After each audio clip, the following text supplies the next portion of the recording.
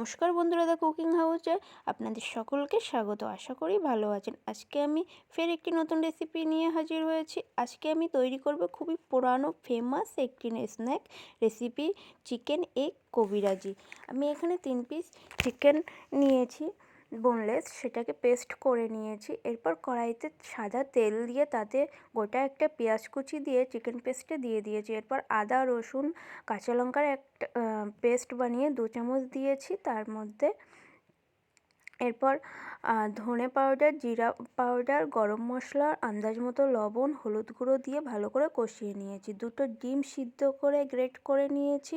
একটা মিডিয়াম সাইজের আলু ম্যাশ করে নিয়েছি। এরপর সবগুলো ডিম, আলু, চিকেনটাকে একসাথে মিশিয়ে ধনেপাতা কুচি দিয়ে একটা পুর বানিয়ে নিয়েছি। এরপর পুরটা ঠান্ডা হলে এটাকে আমি হাত দিয়ে কাটলেটের শেপে বানিয়ে নেব কাটলেটগুলো। এরপর একটা বাটিতে 2টো ডিম, কর্নফ্লাওয়ার 2 চামচ, গোলমরিচ গুঁড়ো, একটু সামান্য লবণ দিয়ে একটা ব্যাটার বানিয়ে নিয়েছি।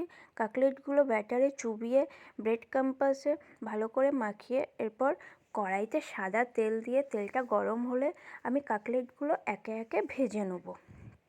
এরপর কাটলেটগুলো ভাজার পর মেন যেটা আমাদের ইম্পর্টেন্ট সেটা হলো কবিরাজি বানানো। এরপর ডিমের ব্যাটারটা দিয়ে হাত দিয়ে ভালো করে একটা ডিমের লেয়ার তৈরি করে নিতে হবে। এরপর কাটলেটটা ফের ডিমের ব্যাটারে ডুবিয়ে সেটাকে মাঝখানে দিয়ে আবার ডিমের লেয়ারটাকে ভালো করে কাটলেটের ওপরে দিয়ে ফ্রাই করে নিতে হবে। তাহলে রেডি গরম গরম কবিরাজি, এগ চিকেন কবিরাজি। ভালো